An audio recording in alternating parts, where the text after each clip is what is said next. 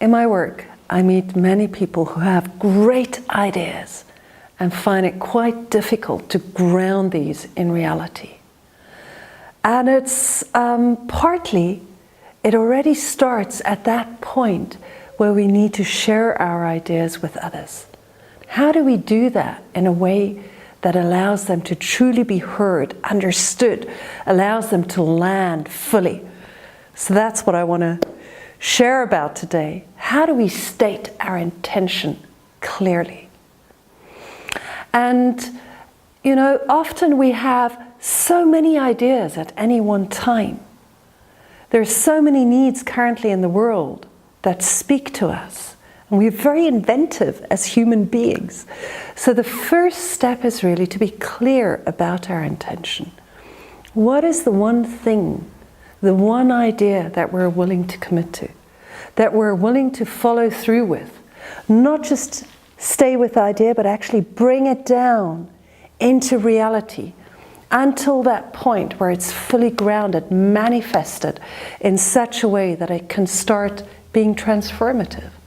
You know, that needs a lot of energy. So taking some time for that, taking time out, going for walks into nature, taking time in silence to become fully clear about what it is that is calling to you at this time. In the way that Otto Scharmer speaks about it in his book Presencing, or his writing about the you theory. What is pulling you from the future? What is the future calling for? What is that one area in life that you feel responsible for, that you want to respond to? Once you have that clear, you can start sharing it with others. And the sharing of intention, stating your intention, becomes like an arrow into the future that attracts energies, aligns energies. In the words of W.H. Murray, who was the leader of the Scottish mountaineering expedition to the Himalayas, he said, "Only once you definitely commit yourself, only then will providence move too. And all sorts of things occur that otherwise never would have occurred." So, knowing that, taking it seriously, the statement of intention is that first step into full commitment, because we show ourselves to others with what we intend to do. And we want to speak to others as full human beings, not just on one level, but we want to speak to them in a way that involves all of who they are. So we want to speak to them on the body, to their bodies, to their hearts, to their minds, their spirits, their souls. So it's also taking time to allow ourselves to practice how we state our intention. And to speak to the level of the earth, the body, you know, how do we bring ourselves present in space? Are we grounded in our bodies? How are we going to ground a project if we're not grounded? You know, so maybe we need to do exercise, do martial arts, find a way to really ground yourself before you start speaking. How do we use our voice? Can the other person actually hear what we are saying? Is our voice connecting? Is it engaging? Can we modulate our voice? And we might even want to use props, you know, so, and I might be using, as an example, during this little session, I might be using an example of the last project that I've been engaged in, which is a greening schools project in Zambia, which is about bringing more nourishment to children. So if I want to speak about that, I might want to bring some healthy food just to show, you know. In Zambia, many of the children for breakfast, they get white maize meal pap, porridge. For lunch, this is what they get. For dinner, this is what they get. It might fill their bellies, but it won't give them enough nutrients. They need fruits. They need vegetables. They need rich nourishment, connection to nature. So you might want to use props to see how can you really engage all the physical senses of the person that you're speaking to. On the heart level, element of water. Do you allow yourself to fully feel what it is that touches you deeply? Why is it that I feel called to do this project? And do I allow myself to share that with you? How difficult it is to just lead a life as if nothing is wrong, while I know that millions of children in Africa go to bed hungry. That it's not normal. It's not something we should be living with.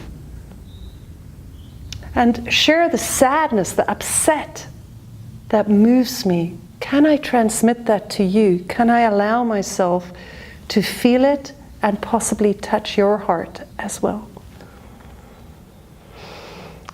Yeah, going to the level of the mind.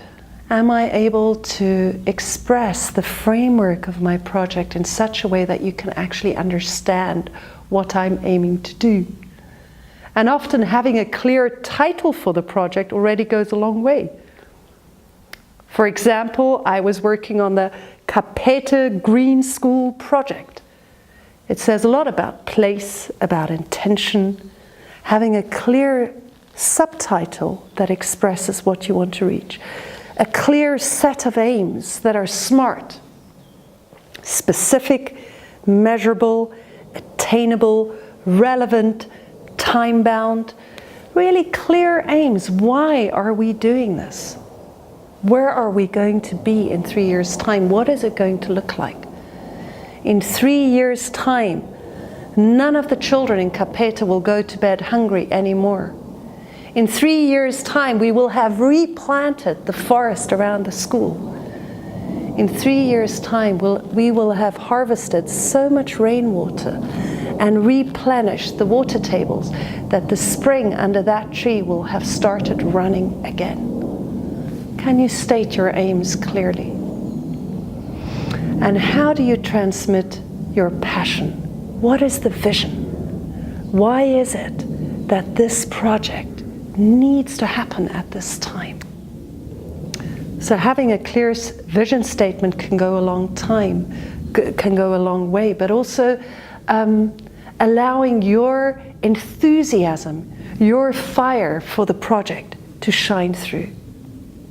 We will work as one to create abundant and nourishing learning environments for all. The vision statement of the Kapete Green School project, just as an example. What is the vision statement that inspires you?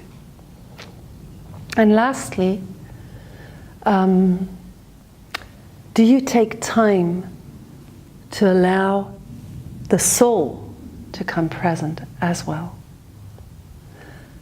Do you take a moment between what you're saying to allow it to land, to allow the softer and the deeper movements of what we're doing together at this time in the world to come through as well?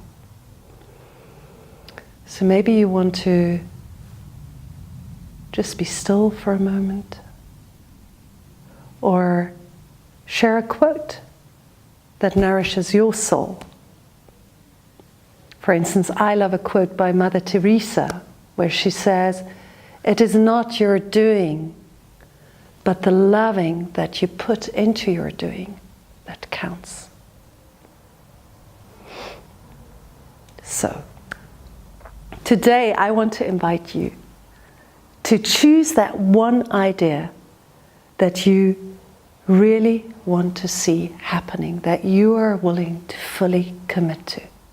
And find a practice partner, someone who is willing to play with you, to give you feedback, and to see how you can state your intention in a way that helps others to truly hear it,